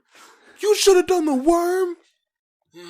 It's the caterpillar. Nakamura? First of all. What the caterpillar? What the fuck? That's why I'm so glad. That's the only thing I'm glad for Chad Gable that he did not have to take the ignominy of taking the caterpillar from Otis. That's all I have to say about that. That's all I got. The only thing you can do, and it's probably not going to happen because he's tied to fucking Cesaro right now, is you take him off TV for 6 months. Mm-hmm. He's just been squashed by fucking Otis Dozovic. Man, oh man. So you take him off TV for 6 months, and whenever, or maybe even just take him off TV until the Rumble, and I'm happy. Mm-hmm. And at the Rumble, at number 28 or whatever, you hear. Dan, dan, dan, dan, dan, oh shit! Give us the old theme song. And the old Shinsuke is back, and he just starts tearing people up. Please. That's his only hope. You fucking wish, Overeasy. Fucking wish. I wish my nipples would explode. I wish too, but that's definitely not. A guy can dream. Mm-hmm. You want to talk about the Bianca and Bayley match? Sure. Yes. Shout out to Bayley, who was killing me on the comedy. She is still wearing her captain fucking armband. That was such a nice fucking touch, man. I was like, and then she turned to Corey Graves and Michael Cole, I think it was, and she was like, EST, I'm the ER, I'm better. Exactly. The ER. And he was like, not the emergency room. I loved the match. I hated the finish. In my notes I liked it, but the longer I thought about it, the more I hated it. Hated the finish or hated the match? The finish. It's the finish. Can you remind me? Bayley won. Right. After raking her eyes and, hitting her with a move. That was pretty cool. Yeah. But why? You mean as far as Bayley winning? Yeah, she's on a 9-match losing streak. Yeah. What was the fucking point of that? I think the feud has to go on, right? I mean, it has to, but like you got a 50-50 it to keep the feud going. But like that was the win for Bianca. That's a perfectly good reason for Bayley to spiral out of control. I'm losing to fucking rookies now. Like there's the story. I think that right can still happen. Well, I mean, it could have. I mean, it'll have to, but it was right there on a silver platter to tell that story with no I hear you. kind of logical leaps that we had to make. She'd been losing, she stays losing, she keeps losing, and she bottoms out losing to a rookie, and then they feud. That's who you're the story. continuing to build and make look better. Yeah, like it's a win-win. Now you're going to have to do something else where you give her heat back, and maybe it works, maybe it doesn't. But the story was right there. In that feud, wouldn't she have to win? I mean, Bayley. No. I don't think she has to win. No, like she could just attack her after the match, or haunt her for the next 3 weeks because she's freaking out, or whatever. But like, why in the 9-match losing streak on the new rookie you're trying to build up? Because it's Bianca's story. She's the EST, and no better way to like just cement that in a storyline with this former champion, the longest reigning WWE Women's Champion, however long she had it, of just like, I cannot fucking beat her. What the hell? And maybe, luckily, she's in the middle of a slump, so it makes sense. Like, exactly. I get that you can do something else, and they're going to have to now that they haven't done that. 5 years later, tell the Bayley comeback story. You know, wait for 5 years when Bianca's a heel, or 2 or 3, and then turn it around. It was just the longer I thought about it, I'm like, why did we watch Bayley lose for all these weeks only to beat Bianca? Yeah. You know? Yeah, that makes sense. That's a good point. I thought that they put over her athleticism a lot. And I think she's every bit worthy of it. She was flipping all over the fucking place in this match. And her strength is just like insane. Her strength and agility are like insane. So shout out to Bianca. I'm such a fan, such a huge fan. Yeah, I was like, this is the best thing that ever could have happened to Bianca until that finished. I was like, well, yeah, like it was I kind of the agree last with you. 10 seconds. Like everything was perfect until the last 10 seconds. I went. Like, I hear that. Shined her up, made her look great. Bayley was talking her shit. She was fucking hilarious. Like it was all great. Mm-hmm. They swerved us. Yeah, I think that was all SmackDown. I mean, you had the Roman KO thing, which they were just kind of treading water on, I felt like, and then kind of making KO feel like a little bit of a dweeb, like we were talking about how they do their baby faces. And then we saw him get murdered tonight. So there's that. Yeah. Mm-hmm. So shall we do NXT now? NXT. Yeah. My show. This is my favorite show. Talk your show, baby. Talking to us. Cook, baby, cook. This is the show you know, in sports, we have our home teams, the teams we root for. This is what NXT has become for me. This is like my show. This is like if I had a show, this is what I'd want to have like the gear for it, the merch for NXT. I feel like we should get you an NXT belt. See, that's what, if I were to buy a belt, I would want my NXT Championship belt. This is my brand. Yeah. And I loved this show, despite some weird kind of booking decisions, just for the in-ring action, especially. Interesting. Ooh. Cal can't see. Cal can't see, can he? What'd you say? I was doing the Tommaso Ciampa from the Johnny Gargano, where he like holds up. I'm not looking at you. Hold on. This belt here. Oh, he can't see. Yeah. He's holding up. I see your belt now. Okay, no. Oh yeah, no. Like remember when Tommaso was like, "Oh, this belt here, Goldie? Yes, Johnny? that one. That's when I fell in love with Tommaso Ciampa. That's what I'm gonna steal from your house. Yeah, that was the greatest. All right, sorry, I had to do that. No, it was great. I wasn't looking at the screen, but now that I have the image, it's great. But Ariam, you sound like you were not a fan of NXT this week. But not at all, man. Oh, I thought because you were huge like interesting. Fan. I thought it was such a good card. I thought they were obviously trying to get some attention back after post Sting AEW. Like they front loaded the show in a really, really nice way. But yeah, no, sorry to give you that impression. No, I thought you were like disagreeing right off the the jump with how much I liked it, but especially in comparison to Raw and SmackDown, which it was kind of a chore to get through. NXT, I really enjoyed, especially for that Kyle O'Reilly win, which I against Pete Dunne. popped huge for against Pete Dunne. Shocking. It was so wonderfully brutal. Mm-hmm. What a match. They, What a boner I had. I will friends or say, enemies. and Swear this to is God. it was probably the right booking decision, but I was initially very upset. That Pete Dunne didn't win? Yeah. Well, why should Pete Dunne win? What has he done?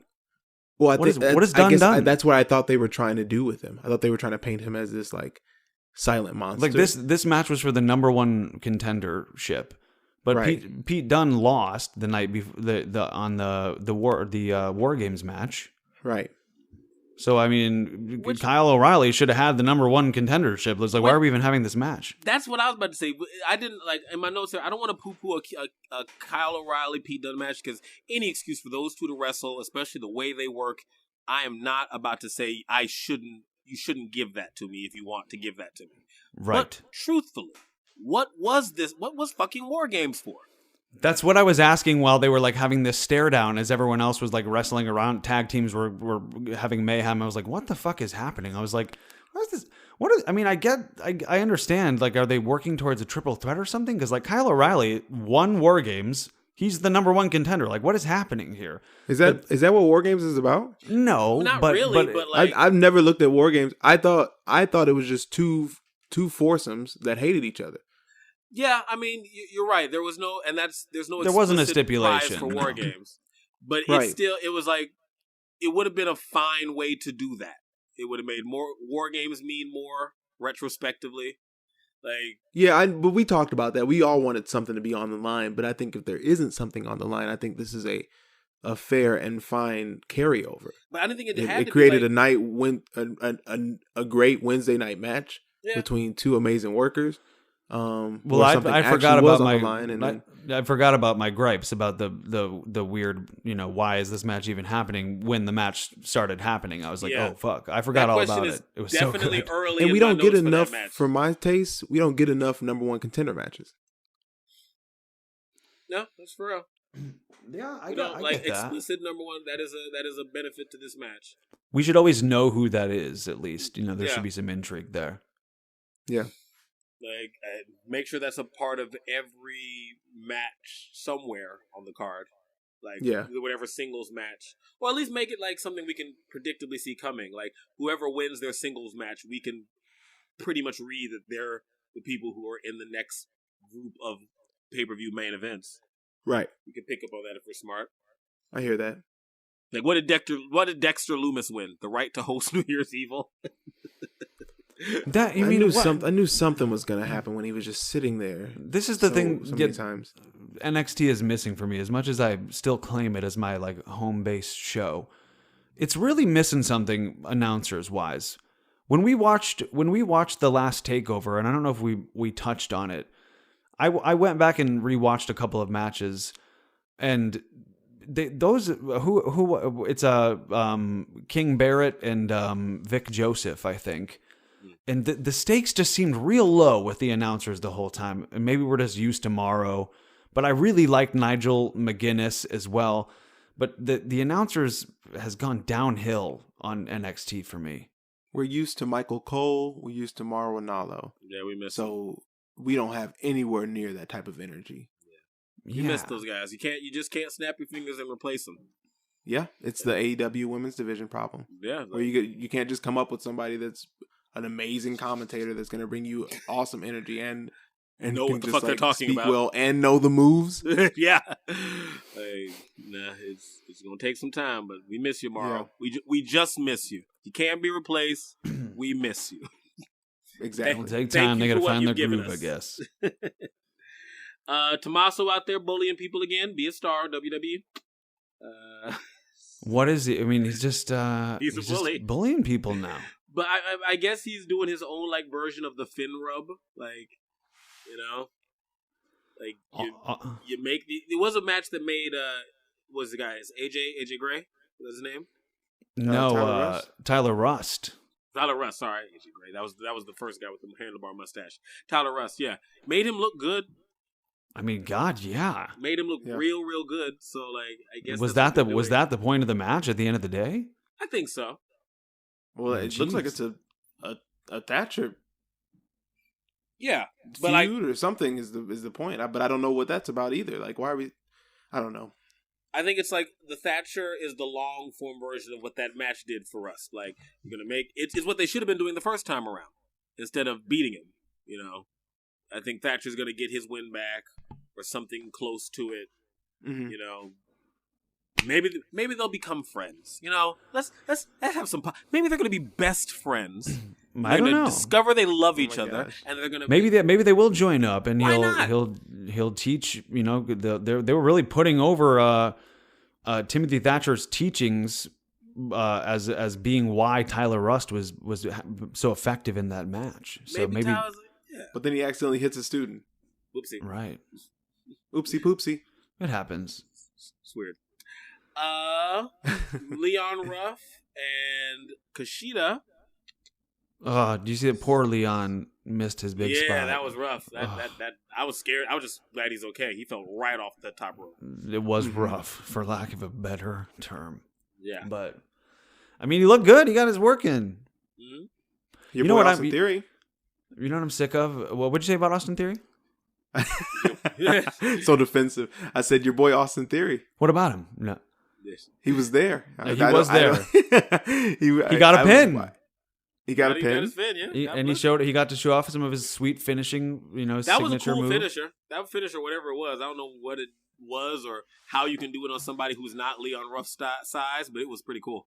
I think you guys got to go back and watch whatever Vice did on Evolve. I think it was, and I'm pretty sure it was they Darby Allin and Austin Theory were featured in this where they followed Gabe Sapolsky around, but.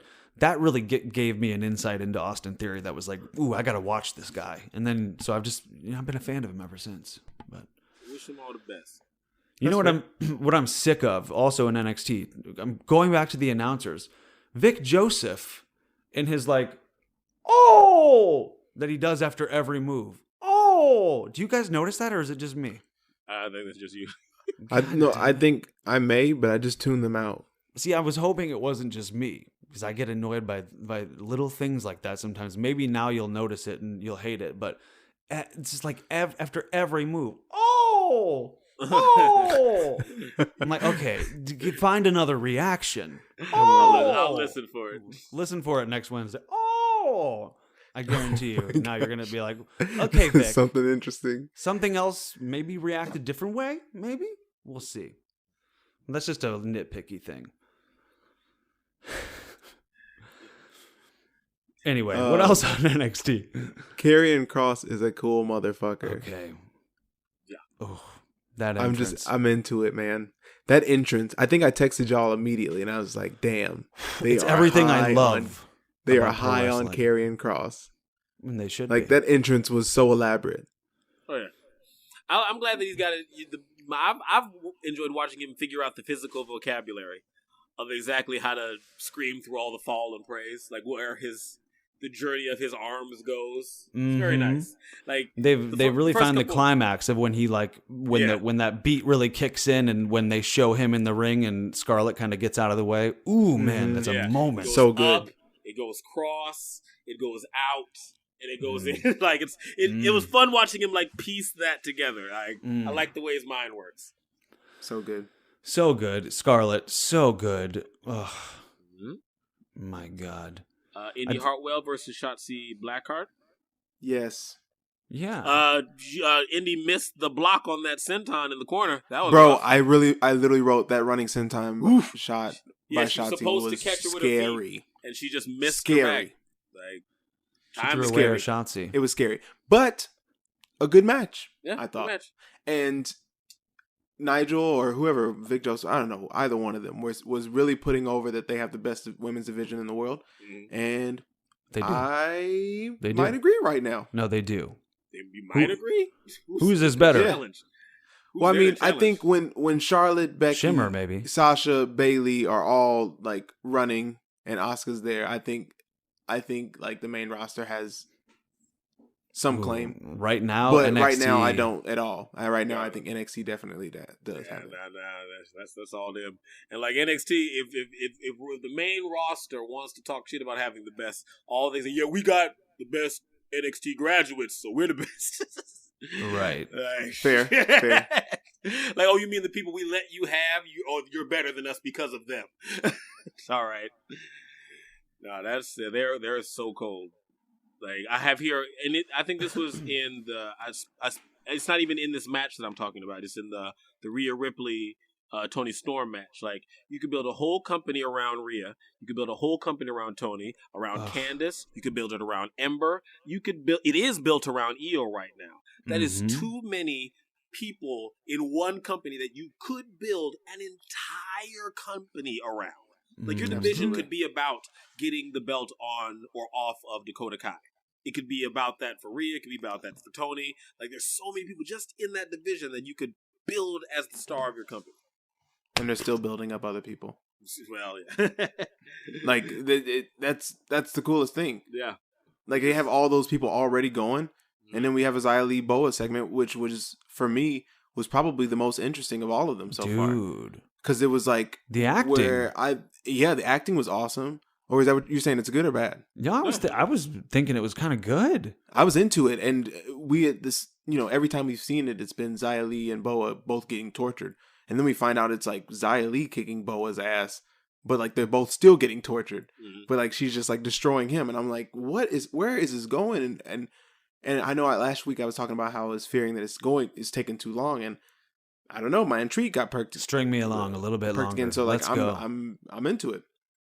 I am packed up and ready to get high on that storyline for Yeah, sure. I don't mind that it's simmering. Like let that simmer.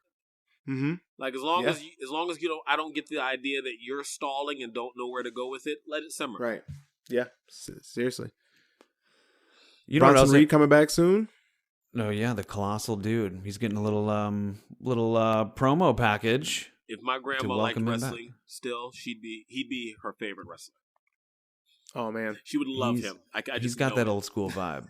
Yeah, she would love everything also, about him. From his little half cut. This is round belly. Weird, but Otis had Otis had Vader gear on the pre-show. I don't know if either one of you caught that of TLC. Well, he does the Vader bomb. Yeah, and I was just like, man, I love that you had Vader gear, but I wish that wasn't. You would have saved that for something like actually cool and not on a pre-show. Maybe it's his new gear. Yeah, maybe. Yeah. I want to shout out on NXT the backstage ring announcer Mackenzie. I can't think of her last name, but she's got to be my favorite right now for one simple nitpicky reason, and that's that when she ends a segment, she says something very simple, which is what I've been advocating for years in pro wrestling. She says, "Back to you guys at the desk," and then they go back to it's something that simple that. In WWE for years, they have some sort of segment backstage, and then the backstage person just like kind of looks lost, and then they go back to the announcers. For years, I've just said, just say something. Just say, back to you guys. Or like, wow, that was crazy. Back to you guys. Something. But Mackenzie has done that every single time, and I just wanted to give her a shout out for that. That's some Mean Gene shit right there. Yeah, it's just a really simple thing. That's like, why don't they do that? It would make it much more believable as like a sporting show. But that's such a good distinction. And they need to tell everyone to do that. Absolutely. Moving on. What else? We just had the main event. We touched on that a little bit. Oh my gosh. They had a double headbutt that looked fucking real as shit. Yeah, those two go. Tony Storm is so intimidatingly cool. It's just like... And Raquel ruining a good match. Like, I liked it. Yeah. Raquel. Fucking Raquel. Like, I was like legitimately mad in the right kind of ways when she came out. Raquel's transformation has been insane. Mm-hmm. It's happening quick. It's happening real quick. But she's being treated like she's a beast a little bit. Like, she's not being like a dominant person where she can like win every match, but she looks like she could be a foil for Rhea at some point. She has. I don't think she's won a big singles match yet. So no, but it's a testament to how dangerous they've made her look. While that is also true. Yes, Yeah, I think that's what I'm saying. Exactly. Like now she has a place to go. Like, all right, now that I can start getting these wins. Right. Like, that's a cool thing they've been able to do for her. Mm-hmm. I also feel like anybody in that women's division could like turn on anybody at any time. Everyone's on kind of an even playing field. Mm-hmm. And what they did with the War Games match, which we talked about, and that was like my match of the night in the War Games. I really loved that women's War Game match, but afterwards reading about other people's reaction to it and how the booking of it was so ass backwards, of how the baby faces, the good guys of the match, were kind of being like the heels the whole time, and right. And the finish of the match, like nobody got their comeuppance or anything, and the good guys were the ones using the weapons the whole time.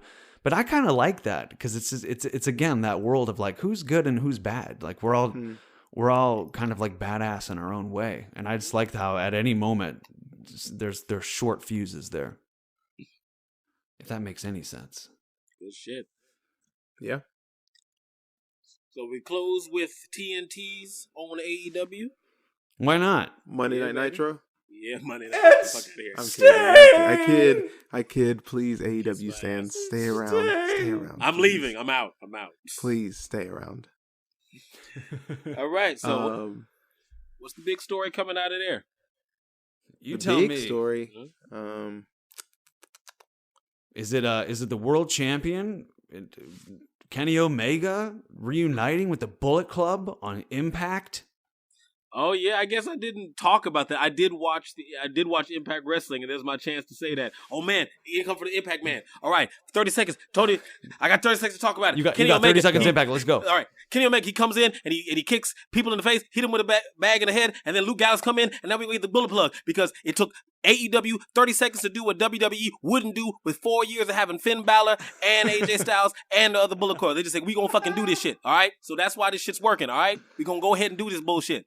I'm back. They back. We together. It's the Bullet Club, bitches. Sell the match. Your time's up. Nice job. Well done. That was the JB Bad Impact half minute. All right, there we go. You're going to get it every week on the 420 That's Fantasy That's Hour. a new segment. I freaking love that. We're going to put 30 seconds on the clock, and you're going to tell us what we need to know about Impact. And that's probably all we need to know, right? That's all you need to know. Some good matches. They worked around, and then Bullet Club. Good call. That's exciting, I will say though. on AEW, I was finally starting to believe Don Callis. I was starting to come around on him, man. Really? He's making you believe. He was talking his talk. Yeah, and Kenny Omega put on a hell of a fucking match. By God, Kenny Omega. Holy shit. By God. Just like how he says that. La tope con Kenny. By God. And the one-winged angel is Angel, is so fucking cool. The most protected move in all of wrestling. Oh no, End of Days. It's the razor's edge of the Oh modern my gosh, End of Days, you're right. No one's ever kicked out of the End of Days. No one ever will. That's funny. That and the Sami Zayn's Blue Thunder Bomb. Most protected moves. Nah, I love that. Like a nice danger, doing commentary during your own match. Oh, it's classic. Classic shit. heel shit. Also, Omega coming out with that belt on his waist, he looks amazing with that fucking belt, bro. Mm-hmm. It's a good looking belt. Oh my gosh. I was disappointed he didn't get belt. his first big walk to the ring because Joey kind of cut him off. I was a little mad about that. Hold on, the Dapper Flapper, whatever was his name, the Dapper Flapper. Dapper Flapper. Oh, you're not talking about Joey Janela. Joey Janela. I thought you were. I'm high. It's the end of the show. I'm mixing up Joey Styles and Justin. Joey Janela. Yeah, you know what I'm doing. Whatever. Get on with the thing. What we're talking about. Nah, that Kenny looked great. I can't wait to see him and Ray Phoenix go at it. Dude. Yeah, me too, man. That's gonna be great. I watched that AAA match he did. I forgot against the El Legado or something like that. Where'd you find that match? Can you send it to me? Yeah, I'll send that to you. It's a great match. Sweet. Fantastic match. You get to see Kenny working with the heel Mike Nakazawa. Like it's some good stuff. I can't wait. Yeah, please send that into the thing. I heard it was so good. It's gonna be hard because it's in Spanish, but the guy jumps into English a little bit just for the English speaking fans at high leverage moments, so you'll enjoy it. Perfect.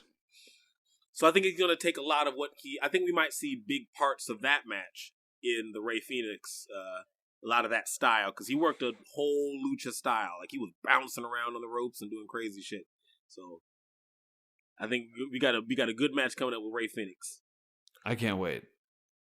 I'm always talking about women's divisions because I really love women's wrestling, and I thought they took a great step in the right direction this week by putting 4 wrestlers in the ring. I think Serena Deeb put in some really good work. She's such a nice veteran to have around all those less experienced wrestlers.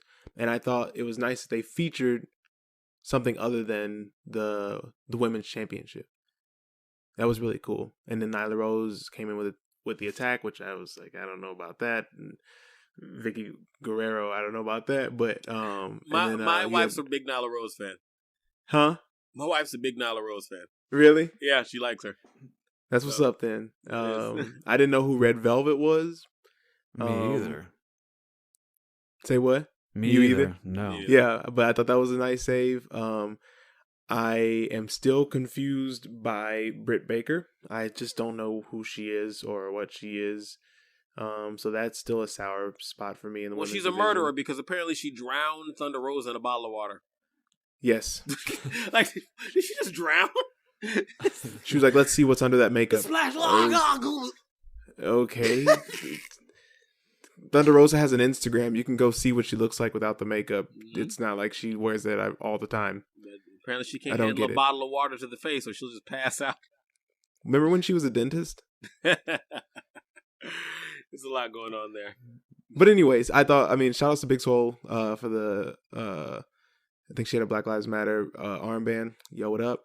And I love that submission move for the finish on that match. I was high on it. Why not? We had Dustin Rhodes out there dropping bars.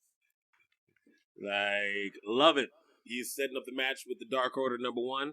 I just want to say that I've been watching Dustin Rhodes wrestle literally my entire life. Literally. One of my earliest memories is him fighting Steve Austin, stunning Steve Austin for the U.S. title in WCW. How long I've been watching this dude do this, and he's out here dropping raps to fight people for next week's highly Dynamite. Slept on is in the conversation as far as goats go. He's not going to be up there all time, but characters who've left an impact on the wrestling culture. The Gold Dust? Are you kidding? Mm-hmm. You gotta just smoke one for Dustin Rhodes. Man, I wish I could be in agreement. I didn't say it was the greatest thing ever, but I'm just saying it's impressive. He's still there and doing things. Oh yeah, that is not talking about the segment man, specifically. I feel like he's just passed. Of course, he has to be. Well, yeah, but how is he? I didn't say he was. Why is he GOAT. getting backstage promos then? He's not worse than some people who do them. True. They don't need to be doing them either. And he's not worse in the ring than a lot of people who do it. Yeah. I think he's a good hand to have, and I think he's probably doing more for that company in an Italia sense than we know. But I just can't believe I've been watching this man my whole life. I'm not can't believe it. The body of work is impressive. It really Absolutely. is. And I loved Gold Dust. MJF, okay. Him and that plaque reminds me of Owen Hart and that slammy he used to carry So around. good. Actually, a lot of MJF reminds me of Owen Hart. Not as far as a pure wrestler, but just something about him feels very Owen Harty to me. I see what you mean. Yeah, just a little shit. Is it the noses? He's got a charm that wasn't there though, a suaveness that sets him apart from Owen a little bit. That is true. Owen was a lot more abrasive at all times. Yes. I'm not a nugget. I knew you were going to say that shit. I'm predictable. I love Miro. I want his It's My Birthday to be the new Rusev Day. Oh, come on. It's easy. It's right there. Just do it. I think they might be. Yeah, that's great. That's great. Yeah, overall, I kind of I was doing other things while I was watching AEW, but I didn't hate anything. They put a Love it. 12-man tag Except team I do want to match, hear you or a vindicate 12-man me tag team on match air, on, JB Bad about Tony Okay. Schiavone. WWE has done Okay. that before, and they always fucking ruin it. All right. And this one was actually pretty fucking good. Yeah. I think some of the spots were rushed just because of lack of time and too many people. But I thought they told a story pretty well. And it's always nice to see some like inner circle camaraderie. Jake Hager looks so fucking massive in the ring and just awkward sometimes. I'm sorry. Did Jake Hager do a move in honor of Wardlow at the end? That was Wardlow's finisher. Wait, really? Yeah. What's that about? Oh my gosh, they're in love. They love each other. We're gonna get a little They love each bromance other. out of this. That I'm would be trying such to an see amazing something. turn. I'm telling you, I'm trying to see something, brother. Like That the would way be why you staring at me, amazing. I'm staring at you, you staring at me. If they love each other, that is the They secretly just admire each other. I am That needs to here happen. for it. Holy fuck. I'm 100% here gosh. for it. I Show think me that's something. happening. I think that's happening. I did But not I gotta- catch that finisher switch though. I got to do my due diligence and make my admissions here. Tony Schiavone. Tony Schiavone Mm-hmm. on the save after a very good match from Cody. I liked how he got to the ring with his teeth, like good stuff. But after that good match, Tony came out after Sting walked out with the save with the cheesiest, almost a parody of himself. It's Sting! It was so bad. And I And the thought it was softball so lob crazy. set up from JR, like, let's hear it, Tony, let's hear it. It was bad. Like, no. It was so bad. I'd never Skin noticed crawling. that this was like a thing until like last week, and now I know it's a thing. And then he did it to me this week. So you're right, Overeasy. Fuck it, that was bad. That's the most WWE thing of all. Like, oh, they kind of like something. Let's overexpose the shit out of it. I mean, I don't know. That was pretty bad. Yeah, I cannot get into the Sting thing because of that. Yeah.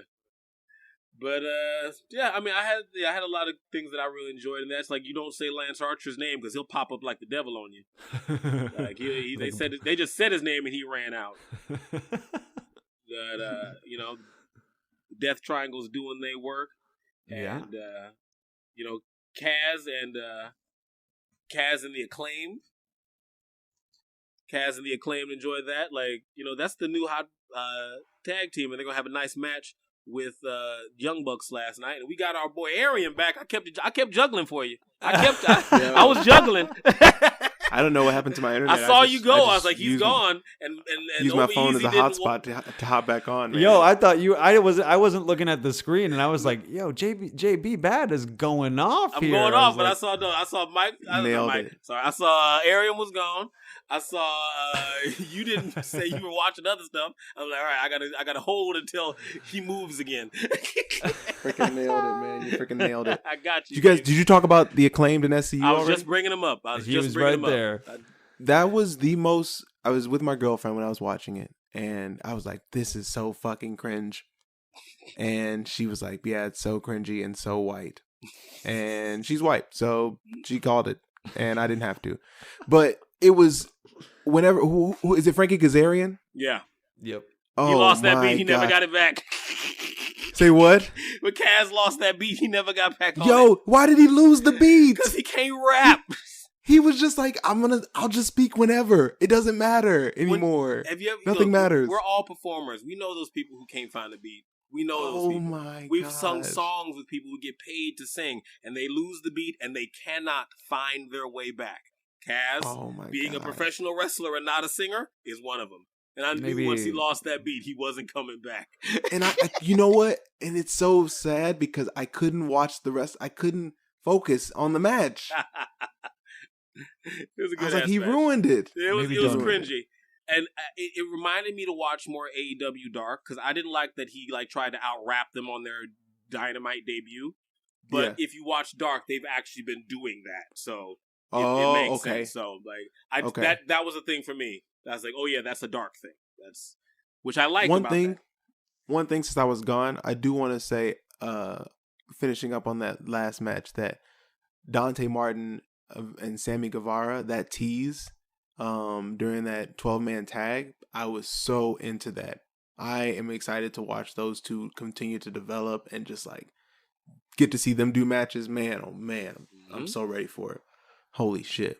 I'm into Top Flight too, man. Yeah, they're real good. Whew. Overall, And they called out Jericho and MJF for next week. That's gonna be dope. It's you're kind of proving the point that I was just about to make, is that top to bottom, it seems, and this was a larger conversation in the internet wrestling world. I think it was initiated by Brian Alvarez about the what AEW is doing better is as simple as being able to be competent storytellers, whereas WWE has the best roster of sports entertainers of all time, top to bottom, and they can't. And AEW does not, but to their credit, they're just better at telling stories that make sense, and that's as simple as that. Mm-hmm. He's not wrong about that. I don't think. God bless him. Love a story that makes sense. Yeah, and that's illustrated even more in these things that the WWE puts on their network, these documentaries about Keith Lee and Liv Morgan, which are about essentially how WWE is so horrible at building their characters, and they just let that shit go on to air. And it's the best shit on the network. It's crazy. It's crazy. They just need better announcers on AEW. They do. Hire us. Absolutely. Let's go. Anyway, that was the week, right? We're closing in on 2 hours here, I think. I mean, we were definitely recording a little bit beforehand, but we better retribution it. We got to shut it down. If you made it to the end of this, thank you. Let's cash these bulls out and join us next week on the 420 Wrestling Hour. Follow us on Twitter at 420 Wrestle Hour. I want to shout out to our new listener. I ain't going to put his name out there on his government, but the new listener, you know who you are. You just joined us from a tip. We love you. We're glad you are getting new listeners on board. Shout out all new listeners. All new listeners. Whoever you are. And like and subscribe on iTunes, Spotify, all that good shit. If you like get high and watch wrestling, which is what we do, and then we talk about it right here on the 420 Wrestling Hour. Yeah. Yo, peace out, y'all. This has been Over Easy. You are Arium. You are JB Bad. This has been the show. Bang. Later. Yeah.